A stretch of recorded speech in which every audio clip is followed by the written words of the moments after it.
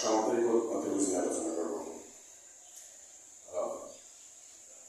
সামান্তরিক এবং ত্রিভুজের সাথে একটা সম্পর্ক আছে, যেটা আমরা সামান্তরিক ক্ষেত্রফল নির্ণয়ের সূত্র এবং ত্রিভুজের ক্ষেত্রফল নির্ণয়ের সূত্রটাকে লিখে দিচ্ছি এবং চিত্র লিখে দিচ্ছি।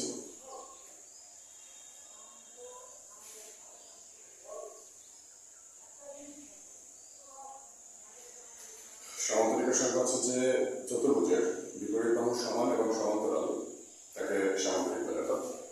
এইটা আর এটা সমান এবং সমান্তরাল, এইটা আর এটা সমান এবং সমান্তরাল। এর ক্ষেত্রফলের সূত্র হচ্ছে ভূমি গুণন উচ্চতা।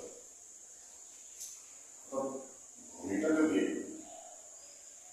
8 হয় এবং এর হাইট যদি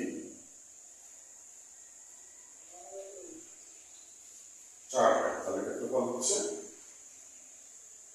8 গুণন 4।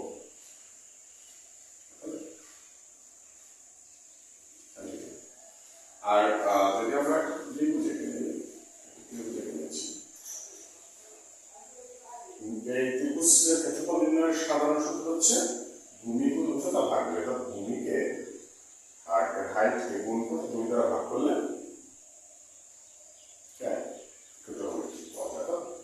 ভূমি যদি হয় 5 আর উচ্চতা যদি হয় 4, তাহলে ক্ষেত্রফল হবে ভূমি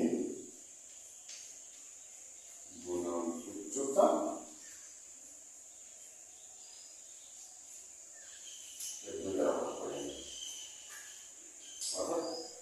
হচ্ছে 4 আর 5, 5 গুণন 4, একে 2 দ্বারা ভাগ করলে অর্থাৎ 4 5 20, একে 2 দ্বারা ভাগ করলে কত? 10।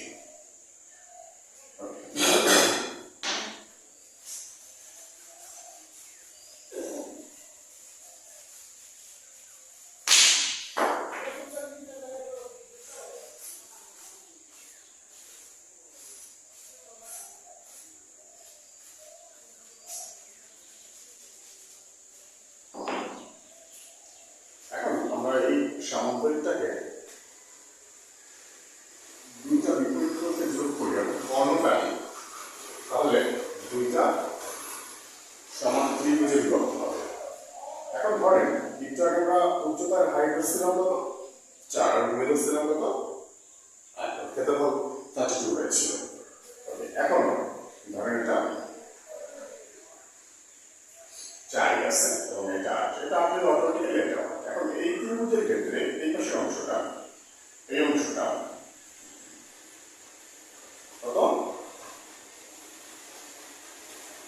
ভূমি 4 আর হাইট কত? এখানে যেহেতু 4, অবশ্যই এখানেও 4, তাহলে এর ক্ষেত্রফল হচ্ছে ভূমি গুণ উচ্চতা, ভূমি গুণন উচ্চতা ভাগ 2।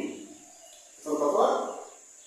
32 divided by 2, that means 16 হয়। এই অংশটার ক্ষেত্রফল হচ্ছে কত? 16। একইভাবে এই অংশ যদি বিবেচনা করেন, এইটা ভূমি বিবেচনা করলে আর এই সোজা উচ্চতা বিবেচনা করলে, তাহলে ভূমি কত? 8, উচ্চতা কত? 4। আর এই ত্রিভুজের ক্ষেত্রফল নির্ণয়ের সূত্র হচ্ছে ভূমি গুণ উচ্চতা ভাগ 2, অর্থাৎ উচ্চতাকে ভূমিকে গুণ করে যে রেজাল্ট হবে তাকে যদি 2 দ্বারা ভাগ করি আমরা, তাহলে ত্রিভুজের ক্ষেত্রফল আছে। অর্থাৎ এই অংশে আমরা কত পাচ্ছি? 16 ক্ষেত্রফল। এই অংশে কত পাচ্ছি? 16। তাহলে দুইটা মিল হচ্ছে 32, অর্থাৎ আমরা সামান্তরিকের ক্ষেত্রফল বের করেছিলাম কত? 32। অর্থাৎ এইটা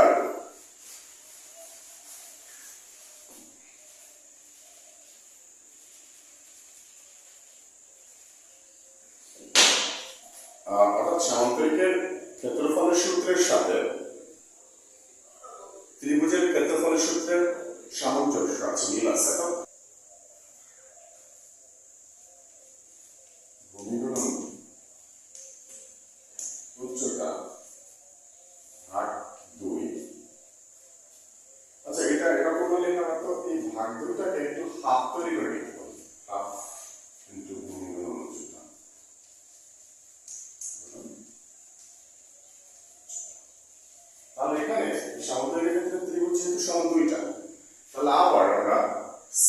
করতে পারি হাফ ইন্টু ভূমি গুণন উচ্চতা।